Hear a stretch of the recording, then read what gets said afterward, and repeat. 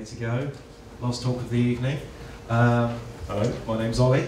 I'm a game developer with 11 years experience. I started in animation. I always wanted to make games, and that's how I got into the industry. I became an animator. I was lucky enough to be selected as a BAFTA Breakthrough Brit last year. That was a fantastic opportunity. Got to meet lots of fantastic people and really get going. And I run this company, Modern Dream. Some of the games we've made are The Cat That Got the Milk. It's an arts-based game. The Button Affair, which is a side-on runner.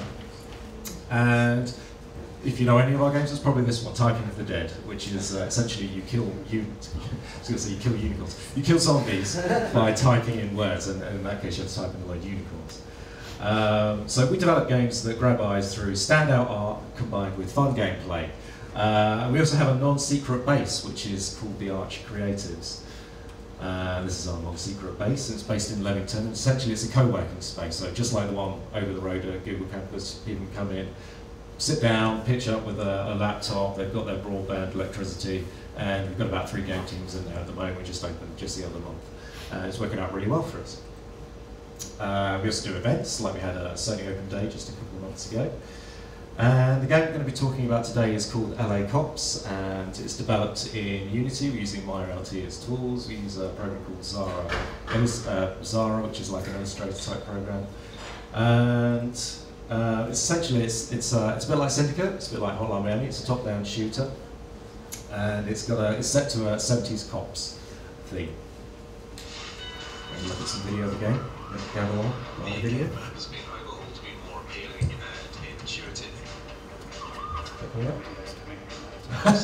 Alright, so the sound's coming out of the laptop, so you won't be able to hear it. So yeah, essentially you can pick out any one of the cops that you play with. It's a full 3D scene. We're making sure that the game runs at 60 frames a second. I'll talk a little bit more about that in a moment. And you've got 2 cops.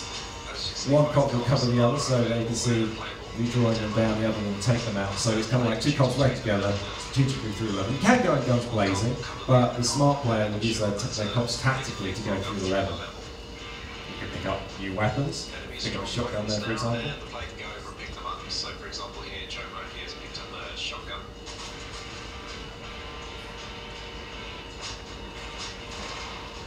We've put a lot of effort into ensuring that most of the scenery is destructible.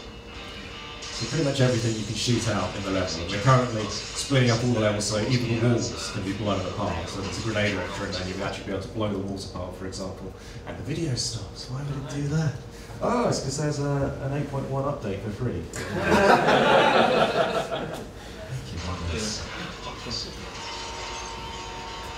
you, yeah, so you can blow everything apart. And we're going for that hardcore market.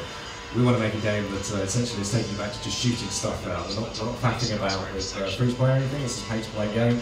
Just buy the game, get in there, blow stuff apart. Use each other to cover each other and take out the bad guys. Here we can see Kowalski cutting Joe as she goes back to pick up the new weapon and get some more ammo. Play here is taking out one of the objectives, which is Yeah, objectives. As you go through the game, for example, here, a criminal has taken over the skyscraper and he's shooting people on air while singing, and you have to take out the set and stop him broadcasting whilst getting to the top of the skyscraper. one of the final objectives of the level is to destroy the con system. And Alfonso Malfa himself has a grenade launcher. In the next version of the game, we're going to be able to destroy walls, and we can't wait to show you that feature. Okay, so that's it from the game. Yep. So yeah, as I said earlier, we're developing with MyRLT, Unity Pro, Photoshop and Zara. Those 4 packages are what we're using to make a game. I think it's really worth stressing that that LT, in my opinion, shouldn't be there because it implies that it's Maya Lite. And what you've got with MyRLT is not Maya Lite, you've got Maya game making software. It's, in my opinion, the best bit of software for making game assets, bar none. Especially for the amount that it costs. It's an incredible. It's incredibly valuable to have for making game assets. It's so powerful, and what I'm about to talk about in a moment is how we look at it from an artistic point of view. Anything we can think of, we can do through that. I'll explain why that matters. So the talk here, can you see what I see? It's essentially about seeing, and I've got a short Google URL there if you want to note that down and have a look at it later. If you have any questions, which is something you want to refer back to. Has anyone heard of Gobblelands? You have? Amazing, yeah.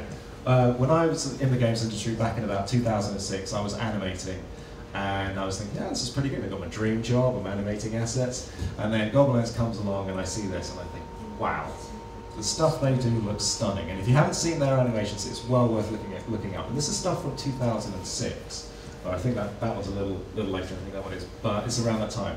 And I said, wow, this stuff's amazing. So I said, yeah, it is. They're all students. I went, what? Students? And I was in the industry thinking I was pretty good. I looked at this stuff and thought, actually, I'm rubbish. I need to, what's going on here? And I knew a guy, he was Swiss, and I turned to him and said, do you know? Yes, I know some of these guys. And he said, what they do is, first, they teach them to be artists, and then they show them how to use the tools. And that really got in my head. And from 2006 onwards, I started looking at art and thinking, right, these guys are thinking like artists first, and then they go and use the tools. And on my journeys over the years, I think this spiral here, which is by an artist called Bruce Nauman, the true artist helps the world by revealing mystic truths. And he's kind of implying that by cleverly using blue and red together, which normally never work, but he's cleverly worked out a way to do it, and that's one of the mysticisms of art. And so in this talk, first we're going to look at being artists, and then I'm going to show you practical ways of actually applying what you learn from art into games. And it goes back to Da Vinci. Da Vinci, very well-known artist, everyone knows about him, but he was a questioner. He looked at everything. He would go up to the top of a mountain and find shells and say, where the hell did these shells come from? They're all the way up a mountain. And he always asked questions, and that came through in his art. All his art in the Renaissance came through just asking questions about everything. So I started thinking about things like, how many colours can you see? Does anyone know? Anyone? It's about 10 million. In this room right now, most of us can see about 10 million colours.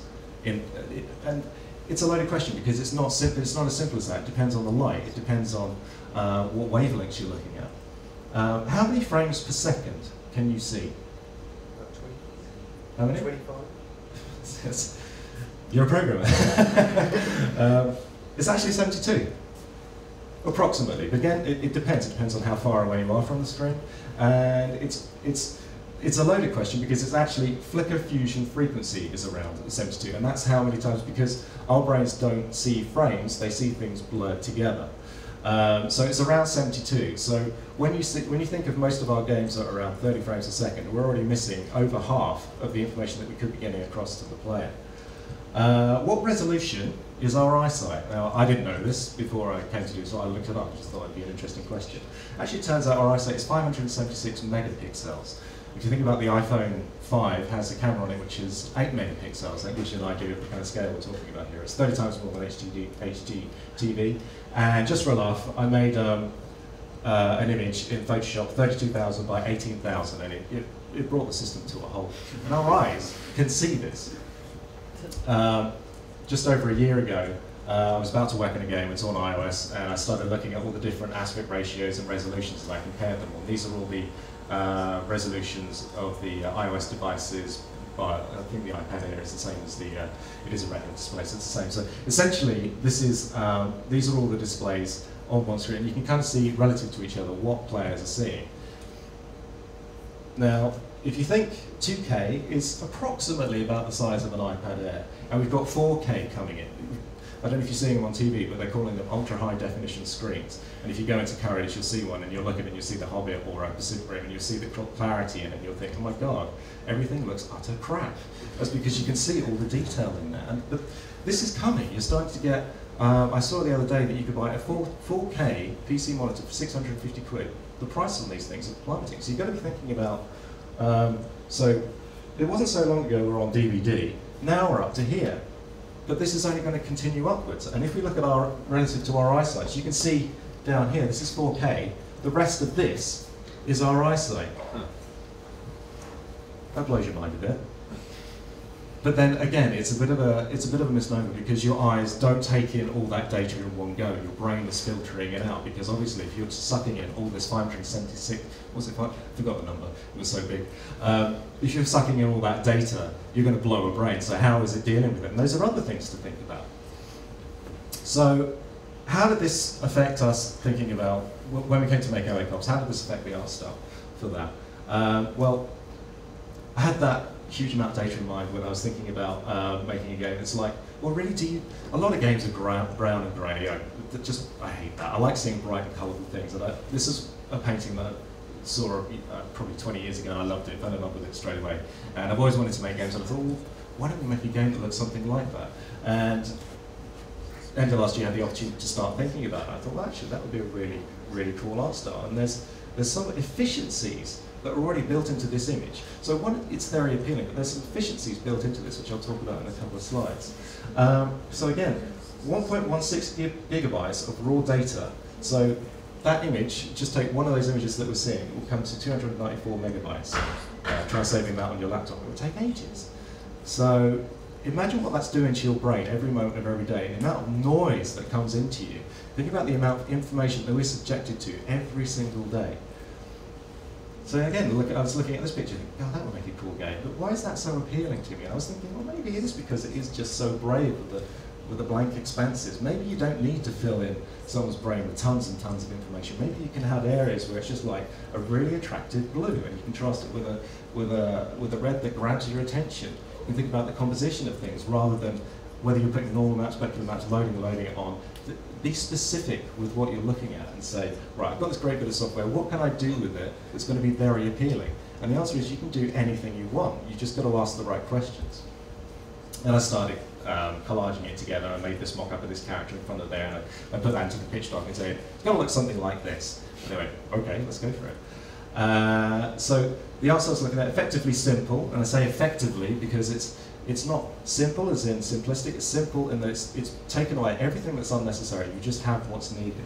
It's optimistic. I like bright and optimistic things. I'm an optimistic person. And I'm kind of tired of seeing the grimy, grungy shoot-em-ups that I love Quake, I love Team Fortress 2, but I'm tired of the griminess of games. And I wanted something that's going to grab attention. We're in a competitive industry.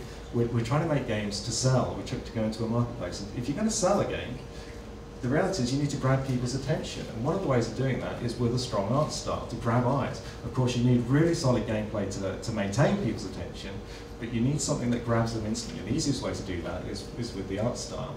So now we understand a little of it, at least, what we're looking at. Let's get the tools to do what we want. So this is a typical pipeline of working through, of getting an asset from concept into a game engine and actually getting it into people's hands to play with. So you go from the concept, you make the model up, you UV unwrap it, which was elegantly demonstrated earlier.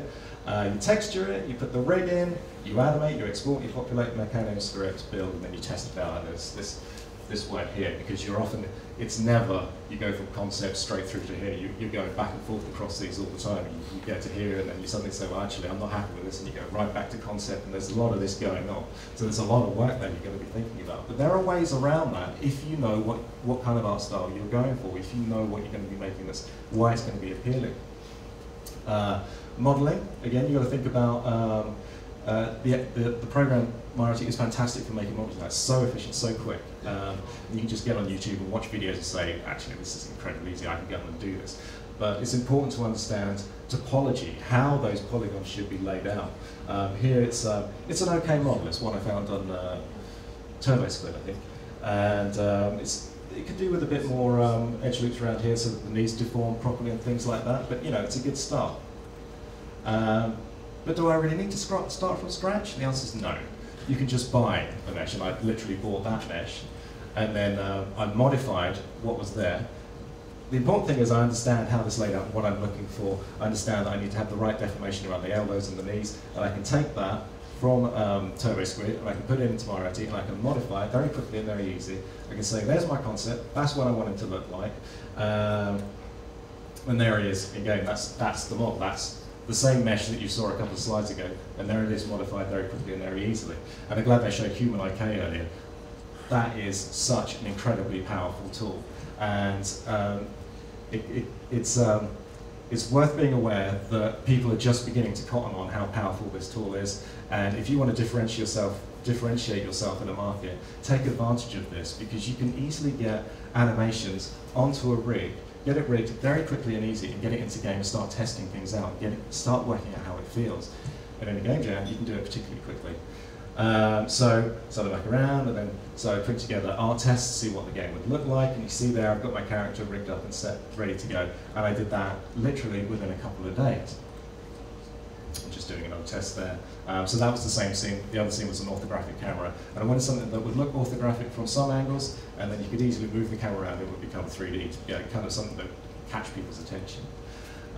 So again, let's go back here. So I know exactly what kind of art style I'm going for. Do I need to go through all of these steps? It's great that they're all there, and so, for some games I do, some games I don't.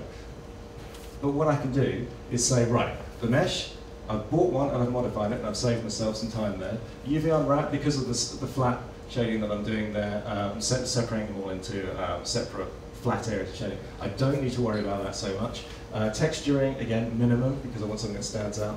Rig, I've got Human IK to help me set that up very quickly and very easily. It's a very powerful rig to animate with. Animate, I don't need to produce the animation straight away. Now you have things online like Mixamo, where you can just go and get the animations and test things out. It won't look exactly how you want straight away, but you can get it in and get it working. Then you can say, right, it's working, now I can get it to look how I want. You can export through FBX, and there's a great new tool in 2015, the Game Exporter, which automatically sets up your animation clips. So you can go through those and say, I want to run, I want an idle, and you don't have to faff around in Unity to have that set up. It does it automatically in MyRT. So then you get it into, we're working with Unity, and there are other great game engines there. It's great to see Marmalade, it's great to see Play Canvas, fantastic engines. We have to use Unity. Nakanim is a fantastic tool in there for getting characters to run out. For the game that we were doing, it just fit. You put the script in, the building, you saved yourself a lot of time, you got exactly what you wanted by understanding what you wanted in the first place. So again, just taking that Kowalski model, modifying it, I've got another character, and I can keep going through. So there you go, I think I've gone over Human IK enough. So the nice thing about Human IK is it's a very standard skeleton. When you put it into Unity, Unity understands what it is immediately. You don't have to worry about saying, well, this is the forearm, this is the arm. All of that's done for you. You can instantly load animations onto it and just retarget them. And then you've got a control rig here. You can select any one of these joints, rotate them into the exact pose that you want. You can lay the animations on. It's incredibly powerful, and you should take advantage of it. And again, just get going for free with something like Mixamo, where you can download animations from places like the UT Asset Store. Animations are available everywhere now. So they vary in quality drastically, but then when you're getting things up and running, you don't need high quality, you just need to get going. So what I managed to do by understanding what I was looking for is minimize the texture work, minimize the UV unwrapping, make 60 frames a second, and by asking that question, how many frames we can see, that video I was showing there was running at 60 frames a second. I made sure that we were running the video from here, because if I run that video 30 frames a second, you will see the difference instantly. It's a lot jerkier, and people do feel it, and they feel it particularly in games because there's less motion blur and because they're interacting with it. Fast production, an easy pipeline, and fine control over what you're doing. That's really important. It's really important to be able to, because things go wrong late in a project, and you need to be able to go back and say, I need this to be like this, and also because your vision in your head, you need to make it simple, your pipeline, so that you can go back and manage it easily. Avoid complexity like the plague. So the other things I wanted to talk about was color. Color is your easiest way of getting the most value out of your hardware, because the display devices that we have now are fantastic for displaying colors. The screens that we have are amazing. They can show those 10 million colors. I think actually the screens that we have can show about 16.3 million colors, which is more than we can see. So I need to check that because I don't quote me. So this is painted by Monet. Can anyone see what's wrong with it? It's missing that. Now what Monet understands here is that this colour here and this colour here, they're complementary colours. When you put them together, they vibrate. Now this is something that he did, I think it was 1872, and he understood that those two colours would really make a painting pop. Now if you have an understanding of complementary colours, you can make your games pop out. This is a tool I use, which is Colour Scheme Designer, and essentially it's a wheel, and the colours have been organised in a way that says, right, this colour is a complementary of this colour. If I want an area of the screen where something's going on to stand out, put red and green together, and they will explode. But it's worth taking the time to get some good understanding of how colour works, because it's not that simple. Colour is a very complex and in-depth subject, but it's well worth spending the time to get to know it, because it can make your games stand out that much more. And hue, saturation, value are well worth understanding how they work and what they can do for you. I'll run through those in a moment. Atmospheric perspective. When you're out in a field and you look into the distance, have you noticed that things far away look blue and things closer up? If you're in a field, they look green. The grass looks green, but the grass at the other end of the field looks blue. Why that happens, I'm not going to pretend I know, but I've been told it's because of the air. The air actually refracts the light. Certain wavelengths go longer than others, so red is quite a fast wavelength, and blue is a longer one, so blue, you tend to see it.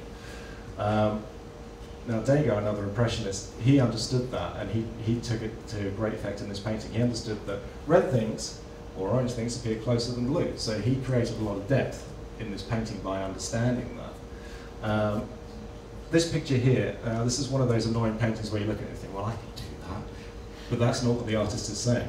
What the artist is saying, this red square looks like it's on the blue square.